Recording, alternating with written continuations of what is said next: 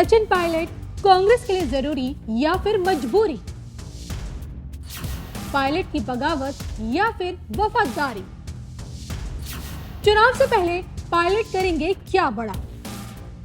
क्या पायलट की कुंडली में है मुख्यमंत्री की कुर्सी? क्या गहलोत के रहते पायलट बन पाएंगे सीएम? राजस्थान का चुनावी रण 6 महीने बाद की तस्वीर देखे सिर्फ धर्म ज्ञान पर।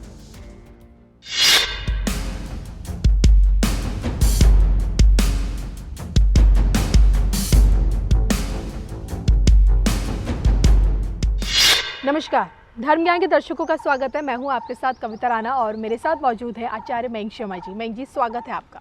धन्यवाद कविता जी, सभी दर्शकों को सादर नमस्कार।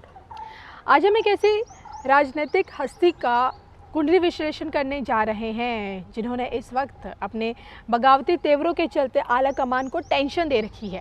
हम बात कर रहे हैं राजस्थान के वहाँ के कांग्रेस पार्टी कमेटी के अध्यक्ष सचिन पायलट की। जी हाँ, वही सचिन पायलट जिन्होंने 17 के चुनाव में राजस्थान में कांग्रेस को जिताने के लिए जी तोड़ मेहनत की, लेकिन उनकी इस मेहनत का जो फ़ायदा था वो गहलोत उठा के चले गए और अशोक गहलोत प्रदेश के मुख्यमंत्री बन गए। तो सचिन पायलट के बारे में जो उनका राजनीतिक सफ़र ये कहता है कि 26 साल की उम्र में संसद की चौखट तक पहुंच गए थे। सबसे कम उम्र में संसद सदस्य बनने में भी उनका नाम शामिल है और इसी के साथ साथ 36 साल की आयु में प्रदेश के अध्यक्ष बन गए और 40 साल की आयु में वो प्रदेश के डिप्टी सीएम बन गए। हालांकि बाद में जब उन्होंने बगावती तेवर अपनाए और आला कमान ने जिस तरह से उनका डिमोशन हुआ और उसके बाद वो अब प्रदेश के पार्टी के कमेटी अध्यक्ष हैं और एक बार फिर से उनके बगावती तेवरों ने कांग्रेस की थोड़ी टेंशन बढ़ा दी, खासकर अशोक गहलोत को लेकर। जिस प्रकार अभी हाल ही में उन्होंने अनशन किया, जिसके चलते एक बार फिर से 2 गुट आपस में बढ़ चुके हैं, गहलोत और पायलट गुट में। और ऐसे में सवाल ये उठता है कि अब जो कि 5 महीने बाद राजस्थान में चुनाव है और क्या चुनाव से पहले ही क्या क्या पायलट भी सिंधिया की तरह बगावती तेवर दिखाते हुए कांग्रेस से अलग हो जाएंगे? क्या बीजेपी ज्वाइन कर लेंगे? आज हम जानेंगे मयंक जी से। मयंक जी, सबसे पहले मैं सचिन पायलट की कुंडली का एनालिसिस आपसे जानना चाहती हूँ। देखिए, सचिन पायलट जी की जो कुंडली है वो जन्म समय जो हमें इंटरनेट के माध्यम से प्राप्त हुआ है 7 सितंबर 1977 है और सुबह तकरीबन 5:30 बजे के आसपास का जन्म स्थान है सहारनपुर। तो देखिए, अगर इनकी इस कुंडली पर नज़र डालें तो सिंह लगन की कुंडली बनती है और राशि इनकी बनती है मिथुन राशि है और लगन में ही स्वग्रही सूर्य बुध है, बुध आदित्य राजयोग है, लेकिन शनि भी लगन में बैठे हैं। सूर्य शनि की युति है, दूसरे भाव में राहु है और अष्टम भाव में केतु है, 11वें भाव में चंद्रमा, मंगल और बृहस्पति है। गज केसरी योग है, महालक्ष्मी योग है। राजयोग कुंडली में 1 से बढ़कर 1 है और 12वें भाव में शुक्र है। जी देखिए, कुंडली में वर्तमान में शनि में चंद्रमा की दशा चल रही है और शनि में चंद्र की दशा जब से इनको आई है तब से ये कहना चाहिए फिर से एक बार विरोधी हो चुके हैं। और ये दशा कब से इनको लगी, दर्शकों को बता दें। देखिए, 5 जनवरी 2023 से इनको शनि में चंद्रमा की दशा लगी है, जो कि 3 अगस्त 2024 तक रहेगी, यानी कि चुनाव के दौरान तक शनि में चंद्रमा बने रहेंगे और ये विष योग का निर्माण कर रहा है। चंद्रमा इनकी कुंडली में द्वादश भाव के स्वामी है, जिससे जब भी द्वादश की दशा आएगी तो व्यक्ति जो है विरोध स्वर उसके खड़े होंगे और विरोधी स्वभाव का हो जाएगा। और साथ में चंद्रमा के साथ जब मंगल भी बैठे हों तो कहीं ना कहीं जो है विरोध खुल के होता है। तो अब ये खुल के विरोध कर आ रहे हैं। हो सकता है आने वाले समय में बड़े बयानबाजी भी देखने को मिले और इससे पार्टी को भी काफ़ी नुकसान हो सकता है। लगनस्थ सूर्य और शनि की युति जो पितृदोष का निर्माण करती है, व्यक्ति को सत्ता से दूर कर देती है, यानी कि हाथ आई सत्ता जो है आपको उससे दूर होना पड़ता है, या लग रहा है कि आपको बड़ा मंत्रालय मिल सकता है, बड़ा मंत्री पद मिलेगा या मुख्यमंत्री बनने के दावेदार हो सकते हैं, लेकिन अचानक से परिस्थितियां क्या होंगी, वो अगेंस्ट हो जाएंगी और आपको वो बड़ा पद नहीं मिल पाता है जो उम्मीद होती है। तो कहीं ना कहीं सूर्य शनि की युति सत्ता में रहकर भी सत्ता से दूर रखती है आपको। जो चीज़ें आप कहना चाहिए कि जनता से समर्थन भी जुटा लेंगे, सब कुछ हो जाएगा, लेकिन पार्टी आला कमान का उतना सहयोग नहीं मिल पाता है। तो इसलिए कहीं ना कहीं ग्रह नक्षत्र के कारण शनि की महादशा भी है, वो रिजल्ट्स नहीं आ पा रहे। हमने पिछले समय जब काफ़ी विरोध हो रहा था और सुनने में आ रहा था कि गहलोत जी को हटाकर इनको बना दिया जाएगा मुख्यमंत्री। जब ये पार्टी विरोध में भी गए थे, हमने तब भी वीडियो बनाकर ये कहा था कि कोई फायदा नहीं इनको होने वाला है पार्टी में विरोध करने का, ना ही इनको कोई अभी उच्च पद मिलने वाला है।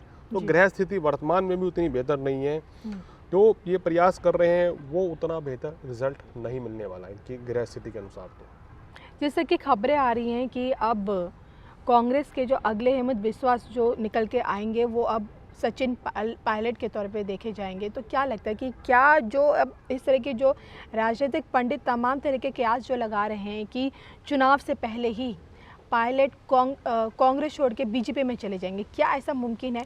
मौके तो इन्हें मिले हैं लेकिन ये कई बार मौक़ों को भुना नहीं पाए हैं। देखिए, मुझे लगता है कि अगर ये कांग्रेस छोड़कर बीजेपी में जाते हैं तो उनको कोई खास फायदा मिलने वाला नहीं है। सिंधिया जैसा फायदा नहीं मिल पाएगा क्योंकि अगर ये जाते भी, इनके ग्रह स्थिति ऐसी है। देखिए, कहते हैं ना कविता जी, ग्रहों के आगे इंसान मजबूर हो जाता है। प्रयास तो बहुत करता है, पार्टी इनको अच्छा पद भी दे सकती है, पार्टी में शामिल भी हो सकते हैं बीजेपी में, लेकिन उच्च पद की प्राप्ति हो रही है। अगर ये चाहते हैं कि वहाँ जाकर ये कोई बड़ा उप मुख्यमंत्री या मुख्यमंत्री का पद ले लें, या कहना चाहिए कि मंत्रालय कोई बड़ा मिल जाए, तो वो बड़ा दिखना बड़ा मुश्किल हो रहा है। या इनकी पार्टी के लोग जो हैं, जिनको तोड़कर लाना भी चाहेंगे, वो भी पूरी तरीके से इनके साथ नहीं आ पाएंगे।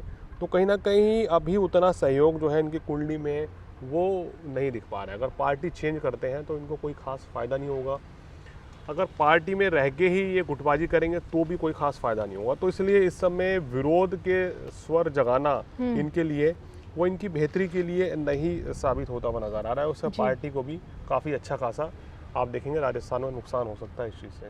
लेकिन इनको, खासकर सचिन पायलट को, कोई खास अभी बेनिफिट नहीं होगा जो उनकी गृह स्थिति कह रही है। मैं जी, पार्टी में रह के सचिन पायलट क्या मुख्यमंत्री पद तक पहुंच पाएंगे? ये सवाल इसलिए क्योंकि देखिए 17 में इन्होंने जो मेहनत किया, हर कोई यही सोच रहा था कि पायलट को ही मुख्यमंत्री बनाया जाएगा, लेकिन एंड मौके पे अशोक गहलोत बन गए। फिर उसके बाद जब दोबारा इन्होंने बगावत तेवर अपनाए, माना जाता है कि आला कमान झुक जाएगा और इन्हें बना देगा, लेकिन वहाँ भी नहीं बन पाए। फिर जब देखे कांग्रेस राष्ट्रीय अध्यक्ष के लिए जब चुनाव लड़े गए, तब इतना शोर था कि अशोक गहलोत को राजस्थान से लाया जाएगा, उन्हें पार्टी अध्यक्ष बना दिया जाएगा और वहाँ पे पायलट का जो रास्ता साफ हो जाएगा, लेकिन ऐसा नहीं हुआ। गहलोत अपनी कुर्सी पे जमे रहे और अब जो कि 6 महीने बाद चुनाव है, तो पार्टी में रहकर क्या इन चुनावों में क्या गहलोत की जगह अब सचिन पायलट का मुख्यमंत्री बनना क्या हम देख सकते हैं? देखिए, इसके लिए तो एक कहना चाहिए कि दोनों पार्टी की चुनावी विश्लेषण हम करेंगे कुंडली के अनुसार कि किसकी सरकार बनती हुई नजर आ रही है। मैं ये जानना चाहती हूँ इनकी राजनीतिक कुंडली क्या कहती है, क्या इनके मुख्यमंत्री बनने का योग है या नहीं? इनकी कुंडली में शनि के लगन होने के कारण, और शनि की महादशा भी लंबे समय तक चलेगी जी, जिसके कारण अभी वर्तमान में कोई बड़ा उच्च पद तो मिलता हुआ नजर नहीं आ रहा है। और कम से कम शनि की दशा 2031 तक रहेगी, 31 तक, यानी कि फरवरी 2031 तक शनि की महादशा के चलते कोई बड़ा उच्च पद मिल पाना इनको बहुत मुश्किल है। अगर मिल भी गया तो वो छिन सकता है, हटाए जा सकते हैं। तो ये इनकी गृह स्थिति कह रही है। तो वर्तमान में कोई इनको ऐसा बड़ा राजनीतिक लाभ मिलता हुआ नज़र नहीं आ रहा है। जाते जाते बस आपसे यही जानना चाहूँगी कि कांग्रेस से पायलट का जाना कांग्रेस को कितना बड़ा नुकसान पहुंचा सकता है भविष्य में, अगर ऐसा होता है तो? देखिए, अगर ऐसा हो गया और चुनाव से पहले हो जाता है तो कांग्रेस पार्टी को इसका काफ़ी अच्छा वोट बैंक पे भी असर पड़ेगा, नुकसान हो सकता है। और इस तरह के ये विरोध जो अभी हो रहे हैं, इससे भी पार्टी को नुकसान हो सकता है।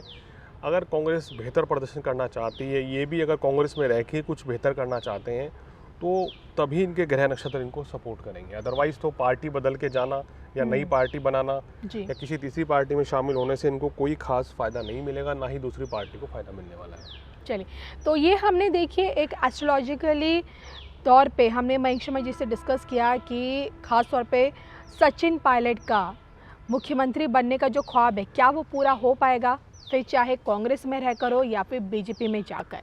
आपको क्या लगता है, इस पर अपनी राय ज़रूर कमेंट करके बताइएगा। और इसी के साथ मुझे मयंक जी को दोनों को दीजिए इजाज़त। नमस्कार।